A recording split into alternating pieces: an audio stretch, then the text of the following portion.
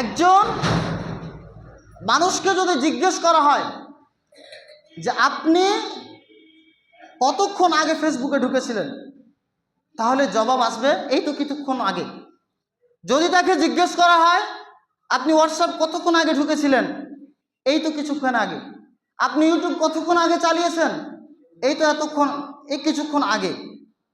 যদি তাকে জিজ্ঞেস করা হয় আপনি দৈনিক প্রতিদিন WhatsApp, Messenger, Facebook, YouTube, Telegram, আরও বিভিন্ন যে অ্যাপসগুলো রয়েছে মোবাইলে, এক কথা আপনি মোবাইলে অপ্রয়োজনে এমনিতেই অনর্থক দৈনিক প্রতিদিন কত ঘন্টা করে সময় আপনি ব্যয় করেন, তাহলে আমরা দেখতে পাই যে প্রায় প্রতিজনেরই দৈনিক অনর্থক মোবাইলের পিছনে 3 ঘন্টা, 4 ঘন্টা, 2 ঘন্টা, 5 ঘন্টা সময় নষ্ট হয়ে যায়। কিন্তু যদি জিজ্ঞেস করা হয় আপনি কোরআন কবে খুলে দেখেছিলেন, কোরআনের পিছনে আপনি আধ ঘন্টা সময় দিয়েছেন, আপনার কতদিন আগে হয়েছে, জবাব পাওয়া যায় না, চুপচাপ নীরব হয়ে যায়। কি করে জবাব আসবে? আজকে আমাদের সমাজের শতকরা 95% মানুষ কোরআনের সঙ্গে আমাদের সম্পর্ক নেই, এর বেশি হবে তো কম নয়। প্রিয় উপস্থিতি, আপনি অন্য কারো কথা বাদ দিন, আপনি আপনার নিজের বাড়ির কথা একটু ভাবুন।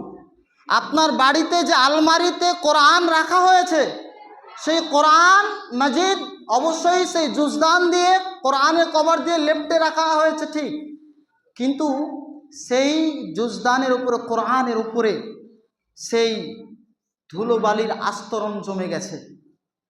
মাসের পর মাস চলে গেছে, বছরের পর আবার একটা রমজান চলে আসলো, অথচ কোরআন খুলে দেখা হয়নি, কোরআন পড়া হয়নি। আপনি কয়দিন কোরআন তেলাওয়াত করেছেন? 1 বছর পার হয়ে গেল, গত রমজান পার হয়েছে, আবার একটা রমজান চলে এসেছে। আপনি কয়টা দিন আপনি কোরআন খুলে কোরআন তেলাওয়াত করেছেন? 10টা মিনিট কোরআন তেলাওয়াত করেছেন কয়দিন আগে, কয় মাস আগে আপনি কোরআন তেলাওয়াত করেছেন? গোটা বছরের মধ্যে আপনি কয়দিন কোরআন পাঠ করেছেন? আপনি হিসাব করুন তো, ক্যালকুলেশন করুন আপনি, কোরআনের সঙ্গে আপনার সম্পর্ক কেমন? শুধু তাই নয়, অত্যন্ত দুঃখের সাথে বলতে বাধ্য হচ্ছি, আমাদের মধ্যে উপস্থিত অনেক মুসল্লি আছেন, অনেক নামাজি আছেন, যার 5 ওয়াক্তের মুসল্লি, অথচ এখনো পর্যন্ত তারা কোরআন পড়তে জানেন না।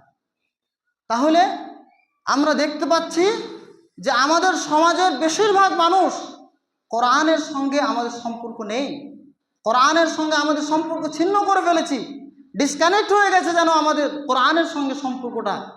সুতরাং আমরা যদি কোরআন রমজান মাসের বরকত লাভ করতে চাই, রমজান মাসকে যদি ভালোভাবে কাজে লাগাতে চাই, কোরআন মূল্যায়ন ছাড়া বিকল্প কোনো পথ নেই।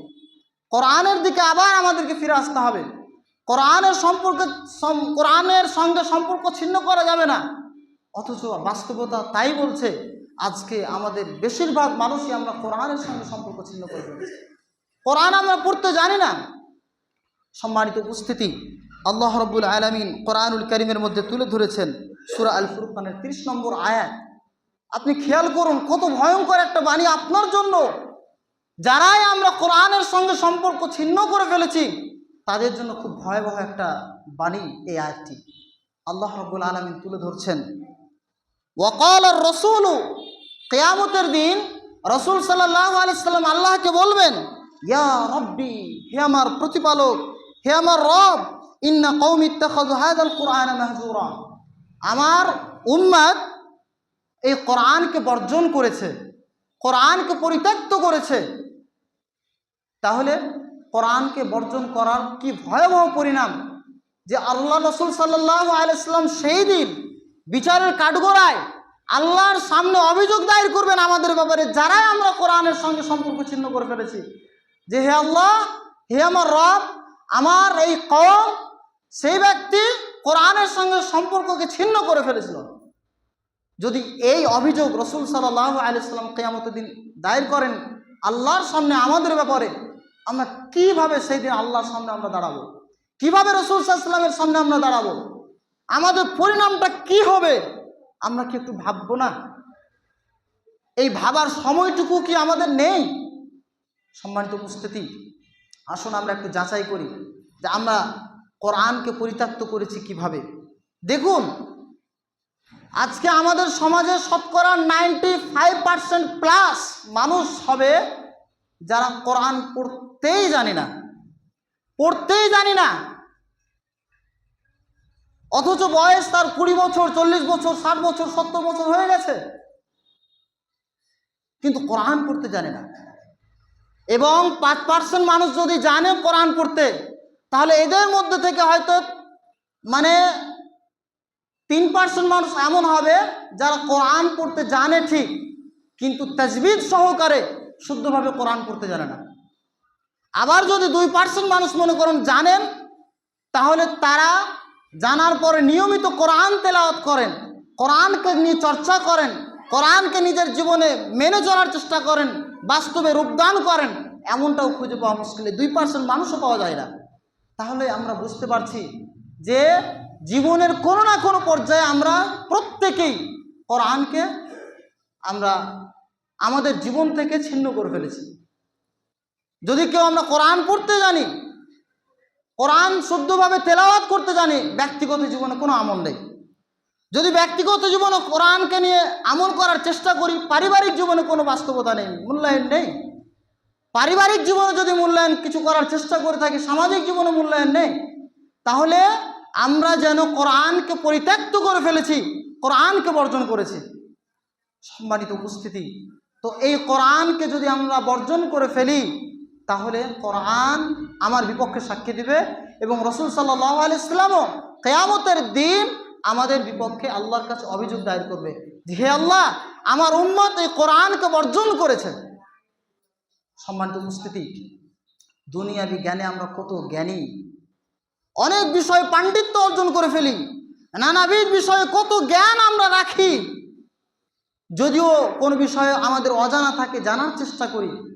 কিন্তু আমি আপনি নিজেকে মুসলিম বলে দাবি করছি, মুসলিম পরিবারে আমাদের জন্ম, মুসলিম পরিবেশে আমাদের জন্ম, মুসলিম সমাজে আমাদের বেড়ে ওঠা, অথচ কোরআন আমরা পড়তে জানি না, কোরআন সম্পর্কে আমাদের জ্ঞান নেই। এর চেয়ে লজ্জাজনক, দুঃখজনক কথা আর কি হতে পারে? কি করে নিজেকে মুসলিম হিসেবে দাবি করতে পারি অথচ আমি কোরআন পাঠ করতে জানি না? কোরআন নিয়ে আমাদের কেন এত অবহেলা? সতর্ক হতে হবে মৃত্যু আসার আগে আগেই। আমরা কোরআনবিহীন কি করে জীবন করতে পারি? সম্মানিত উপস্থিতি, শুধু তাই নয়, আরও একটা আয়াত আপনাকে স্মরণ করাতে চাই। আল্লাহ রাব্বুল আলামিন সেই আয়াতের মধ্যে বলছেন, ওয়ামান আ'রাদা আন যিকরি ফাইন্না লাহু মাঈশাতান যানকা। আল্লাহ রাব্বুল আলামিন বলছেন, যে ব্যক্তি আমার এই জিকির তথা কোরআন থেকে মুখ ফিরিয়ে নেবে, ফাইন্না লাহু মাঈশাতান যানকা, তাদের জন্য এই দুনিয়ার জীবনটা হবে সংকীর্ণ জীবন। এই দুনিয়াতে শান্তি পাবে না, স্বস্তি পাবে না, টেনশন, চিন্তা এগুলোই তাদেরকে ঘিরে ফেলবে, হতাশায় তাদের জীবনকে জর্জরিত করে ফেলবে যদি মানুষ আমার কোরআন থেকে বিমুখ হয়ে যায়। আল্লাহ রাব্বুল আলামিন বলছেন, ওয়ামান আ'রাদা আন যিকরি ফাইন্না লাহু মাঈশাতান যানকা। আল্লাহ বলছেন, যদি কেউ আমার এই জিকির তথা কোরআন থেকে মুখ ফিরিয়ে নেয়, তাহলে তার জীবন হবে সংকীর্ণ জীবন। আজকে আমরা জীবনের পদে পদে প্রতিটা মুহূর্তে আমরা ক্ষণে ক্ষণে যে আমরা অশান্তি ভোগ করছি, আমরা হয়রানির শিকার হচ্ছি, SIR যে ফিতনা আমাদেরকে হতাশায় ফেলে দিয়েছে, এগুলো এক একটা ফিতনা, এগুলো আল্লাহর পক্ষ থেকে আমাদের জন্য আযাব, এগুলো আল্লাহর পক্ষ থেকে আমাদের জন্য শাস্তি। এই শাস্তিগুলো কেন এসেছে? কারণ আমরা কোরআনকে বর্জন করেছি, কোরআনের সঙ্গে আমাদের সম্পর্ক নেই। কোরআনের সঙ্গে সম্পর্ক ছিন্ন করার কারণে জালেম শাসক আল্লাহ পাঠিয়েছেন। এবং বিশেষ করে SIR যে ফিতনা বর্তমান চলছে, হতাশার মধ্যে আমরা ডুবে আছি। 28 তারিখ কবে আসবে, কার নাম থাকবে কার থাকবে না, এই নিয়ে যে চিন্তা, দুনিয়ার জীবন সংকীর্ণ হয়ে যাওয়া, নিশ্চিন্তভাবে জীবনযাপন করতে না পারা, এর কারণ হচ্ছে কোরআনকে পরিত্যক্ত করা, কোরআনকে বর্জন করা। আপনি নিজেকে প্রশ্নবিদ্ধ করুন, আপনি কোরআনের সঙ্গে কতটা সম্পর্ক গড়ে তুলেছেন, কোরআনকে আপনার জীবনে কতটুকু মেনে চলেন, কোরআন পারিবারিক জীবনে কতটুকু আপনি অভিভাবক হিসাবে মেনে চলানোর চেষ্টা করছেন, একটু নিজেকে প্রশ্নবিদ্ধ করুন। সম্মানিত উপস্থিতি, তো আল্লাহ তাআলা বলছেন, যদি কেউ আমার কোরআন থেকে মুখ ফিরিয়ে নেয়, আমি তার জীবনকে সংকীর্ণ করে দেব। ওয়া নাহশুরুহু ইয়াওমাল কিয়ামাতি আমা, এবং আমি তাকে কিয়ামতের দিন অন্ধ করে উঠাবো। তাকে অন্ধ করে উঠানো হবে। ক্বালা রাব্বি লিমা হাশারতানি আ'মা ওয়া ক্বাদ কুনতু বাসীরা। কিয়ামতের দিন সে ব্যক্তি তখন বলবে, হে আল্লাহ, আজকের দিন আমাকে এমনভাবে উঠানো হলো কেন? আমি তো দৃষ্টি সম্পন্ন ছিলাম, আমি তো দুনিয়াতে দেখতে পেতাম, ভালো দেখতাম, অথচ আজকে আমাকে অন্ধ করে কেন উঠানো হলো? ক্বালা কাযালিকা আতাতকা আয়াতুনা ফানাসিতাহা ওয়া কাযালিকা আল-ইয়াওমা তুনসা। আল্লাহ তাআলা তার প্রশ্নের জবাবে সেদিন বলবে যে ঠিক এই রকম ভাবেই আমার আয়াতসমূহ, কোরআনের যে বাণী, সেগুলো তোমার কাছে পৌঁছেছিল, কিন্তু সেগুলো তুমি ভুলে গিয়েছিলে, আজ ঠিক সেইভাবে তোমাকেও ভুলে যাওয়া হবে। সম্মানিত উপস্থিতি, সেই দিন আল্লাহ তাআলা বিচারের মাঠে যদি আমাদের ভুলে যান, আমাদের দিকে যদি না তাকান, আমাদেরকে যদি অন্ধ করে উঠান, আমাদের কি কোনো নিশ্চয়তা আছে? আমাদের কি কোনো কিঞ্চিত পরিমাণ আশা আমরা করতে পারি যে জাহান্নাম থেকে আমরা বাঁচতে পারবো? কেউ আমাদের বাঁচাতে পারবে? পারবে না। সুতরাং এই দুনিয়াবী জীবনেও যদি আমরা অশান্তি, হতাশা, টেনশন এসব থেকে মুক্তি পেয়ে নিশ্চিন্তে আমরা জীবনযাপন করতে চাই, স্বস্তি জীবনযাপন করতে চাই, নিরাপত্তায় বেষ্টিত হোক আমাদের এই জীবন, এই কামনা যদি আমরা চাই, তাহলে অবশ্যই আমাদের কোরআনের সঙ্গে সম্পর্ক রাখতে হবে। এবং আখিরাতের জীবনেও যদি আমরা মুক্তি পেতে চাই, তাহলে কোরআনের সঙ্গে আমাদের সম্পর্ক রাখতে হবে, কোরআনের দিকে আমাদেরকে ফিরে আসতে হবে। এছাড়া বিকল্প কোনো আর পথ নেই। সুতরাং এই যে রমজান মাস, তার যে এত সম্মান, তার যে এত মর্যাদা, এর পিছনের মূল যেটা কারণ সেটা হচ্ছে কোরআন।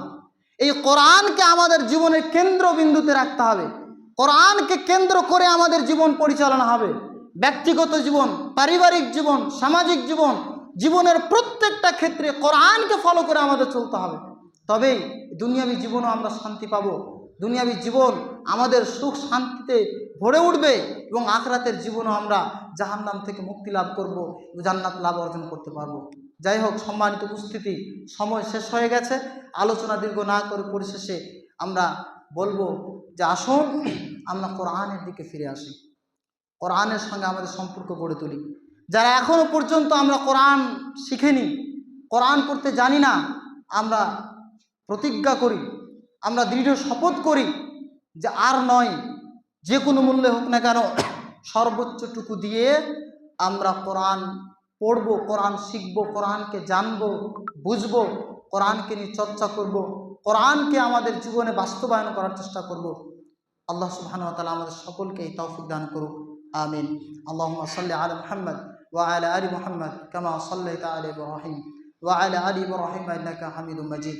আল্লাহুম্মা বারিক আলা মুহাম্মদ ওয়া আলা আলি মুহাম্মদ কামা বারাকতা আলা ইব্রাহিম ওয়া আলা আলি ইব্রাহিম ইন্নাকা হামিদুম মাজিদ। সুবহান রাব্বিকা রাব্বিল ইজ্জাতি আম্মা ইয়াসিফুন ওয়া সালামুন আলাল মুরসালিন ওয়ালহামদুলিল্লাহি রাব্বিল আলামিন। আসসালামু আলাইকুম ওয়া রাহমাতুল্লাহ।